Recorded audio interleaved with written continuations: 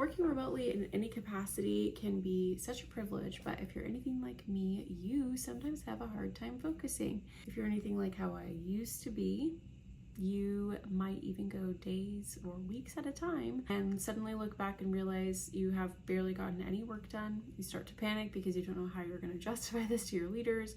You maybe start to make plans of how you're going to catch up on all of your work because you have not been focusing well. And it just turns into this really horrible spiral of you not focusing, feeling bad because you can't focus, feeling frustrated because you can't focus, and then basically wanting to give up.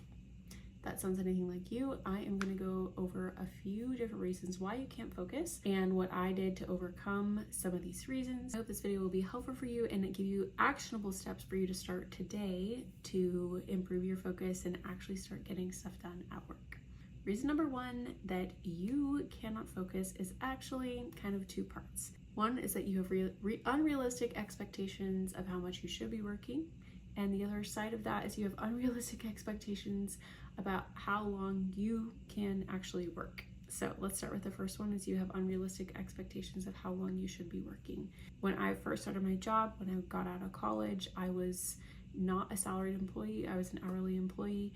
And in my mind, when I was told that I needed to be working 45 hours a week, that meant 45 hours of absolute locked in focus at work. This is maybe to a little bit of an extreme, but I even thought that like chatting with my coworkers or going to maybe like meetings or other things like that like wouldn't count, especially if they were meetings like that maybe went a little bit over because we weren't chatting about work stuff. Like I thought that none of that counted towards work and that I needed to literally be working for 9 hours a day. Now that I've been in positions that I'm not required to work that amount of overtime, I still felt like working for 8 hours a day meant locked in, focused, doing hard work for that long. And when it comes down to it, that's just not realistic.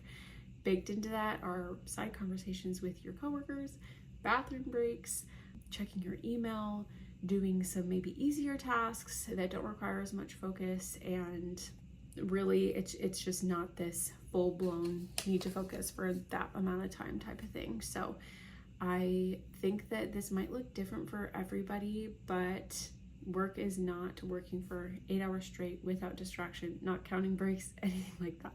You need to have this realistic expectation of what working really means and like what productivity really means. So definitely tamper down your expectations if that's what you expect of your working life.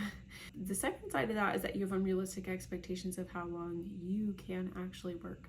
It's time for you to accept that working well remotely is not just this God-given talent that some people have and some people don't. You need to start thinking of it as a skill, and as with any other skills, it's something that you need to develop, and the best way to develop that skill is to start where you're at.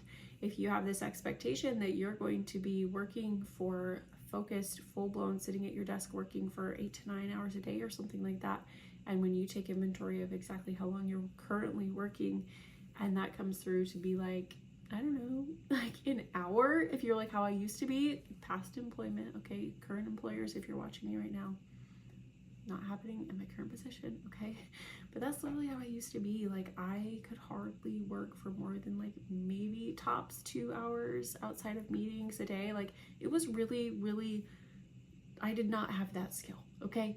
I just did not have that skill, and I kept getting so frustrated, feeling like, oh, I'm just like not cut out for this or whatever. But when I decided to actually lock in and start improving the skill and started viewing it as a skill and less about like either you can or you can't, I started incrementally improving on the amount of time that I can focus. And how that looked for me is I had a little timer. It's actually out of batteries now, I was gonna show it, but I had a little like stopwatch timer, and I put it on a desk like right as I enter my office space. And I started with a very realistic expectation of, I think it was like 3.5 hours a day or something like that. And when I walked in and I started that timer, that meant that I was locked in at my desk. Like I was doing my job, and when I would get up to go do whatever, maybe it was even for like bathroom breaks and stuff like that, I would stop the timer. And then I would start incrementally improving on the amount of time that I was able to focus. and work my way up slowly to like a very reasonable amount of time that I work. Now I wouldn't say like, oh my gosh, like I work 8 hours a day. Like some days I work like 6 hours of really locked in focus or like, you know, productive work, and other days it's like I do end up putting in like 9 hours or something like that. But it just really depends on the day and the need. So I don't need to structure it as much, but that's something that just really helped me to, you know, put into perspective of like, just like if I woke up one morning and decided to run a marathon, you'd be like, wow, like you're stupid. Like it's just not gonna happen. You need to meet yourself where you're at and improve in little bits. So for this section, for this why, is that you have unrealistic expectations. You first of all think that you're some type of superhuman that's supposed to be sitting down at your desk productive for 9 hours a day, and you're not supposed to take breaks or have like any fun or do anything. Like that's not realistic. That's not something realistic for anybody. Maybe like if you're like, you know, some people are like a robot or whatever, but maybe for them. But you're gonna tamper that down and start creating some realistic expectations of like what work really looks like for you in maybe an 8-hour time block or something like that. And then when you have those expectations, you're going to start incrementally improving from right where you're at to improve the amount of time that you can sit down, lock in, and focus. Okay? Reason number 2 that you can't focus is because work is boring and other things are more exciting. Now, is this the section where I'm going to talk about the phone? I guess so. I wasn't really wanting to super dive into the phone because honestly, there's so many videos about like your phone, right? Like if your phone is a problem, you're an adult with free will and you need to address that problem. A couple of things that I've done in the past is I've put like screen time locks on my applications, and I don't have the password to like unlock that. I'd like give the password to my husband or something, and then when I wanted to, you know, log on to those apps, I would have to like ask him for the password. So it's normally just like at night. He wasn't like not letting me on or anything like that. Like it wasn't like that. I was just like so that during the day I wouldn't get on it.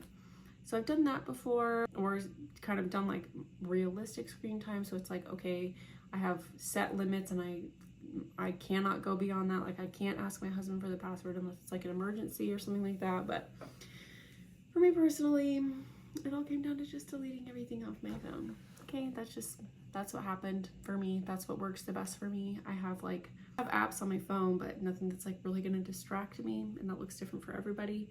The only like social media I have on my phone is YouTube, but outside of that, I don't really have anything, and I'm surviving. I'm thriving. Like I'm okay. Very weird at first to not have that like knee-jerk dopamine, like grab my phone, get mad about something type thing going on. But I just really think that if your phone is that big of an issue, you need to figure out what you need to do. You can set like do not disturb settings. Like I have a work setting where the only thing that comes through is text messages from like the caretakers of my kids or my husband, or like phone calls. That's the only thing that comes through. Like you can make those settings and put your phone out of reach and on loud so that if you get anything, like you'll be able to hear it, and you can do this. You can deal with the phone situation if that's your like main problem.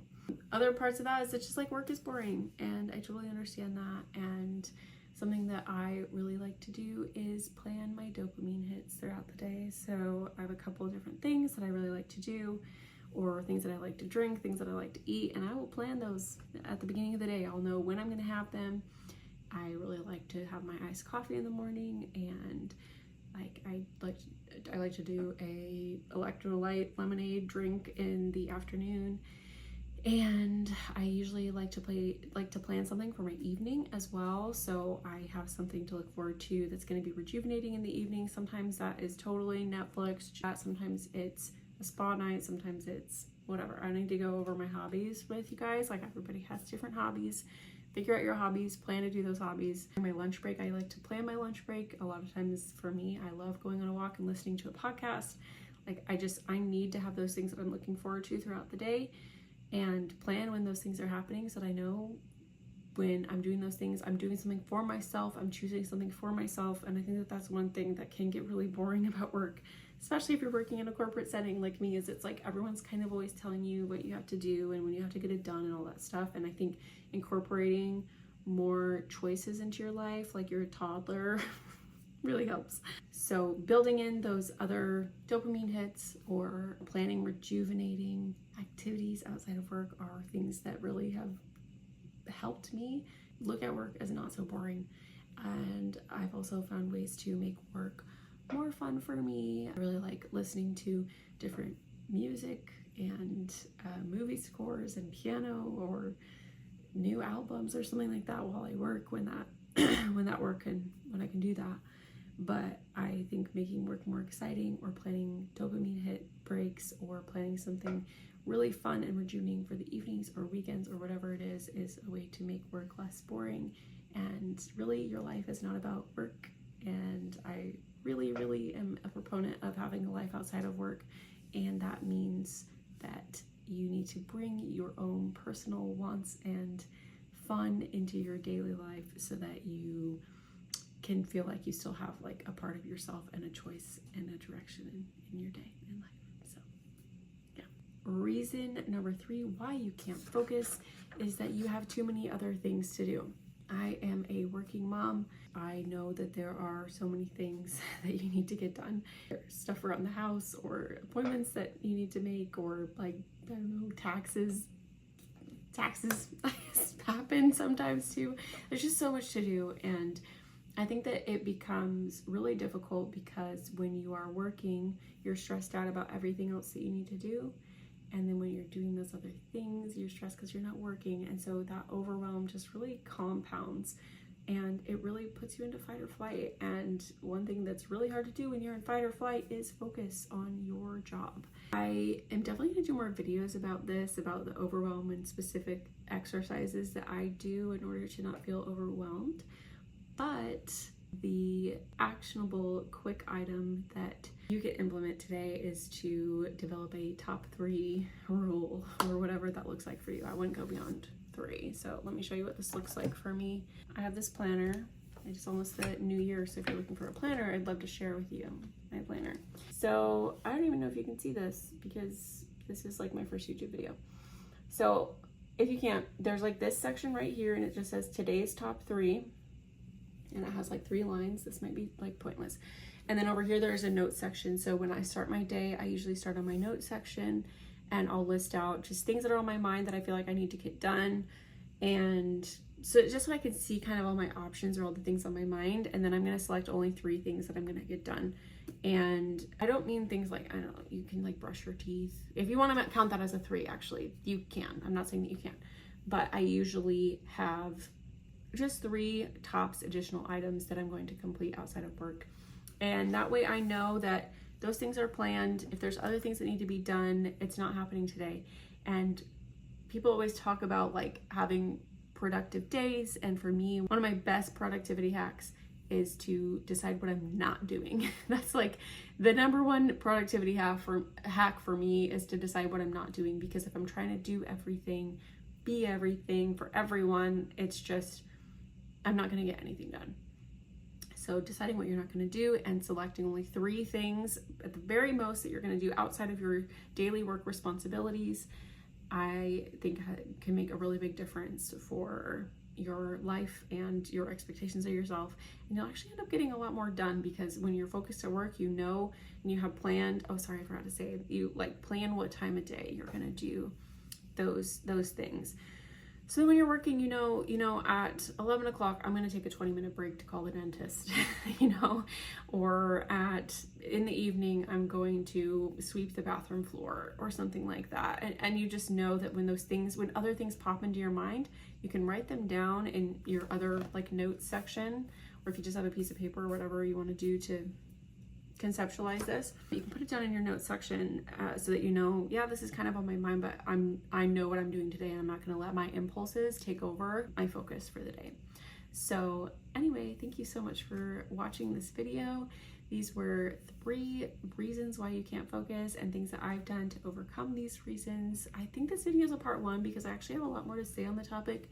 I could actually talk for a very long time about this topic. So if any of these concepts you want to hear more information on, let me know. And you can subscribe. I will be doing a part 2 to this video at some point, but I'll also be going and talking on various topics about working, being a working mom, incorporating emotional health and wellness into your daily life as a corporate or, work for other people type person. And yeah, I hope you can tune in, and thanks for watching.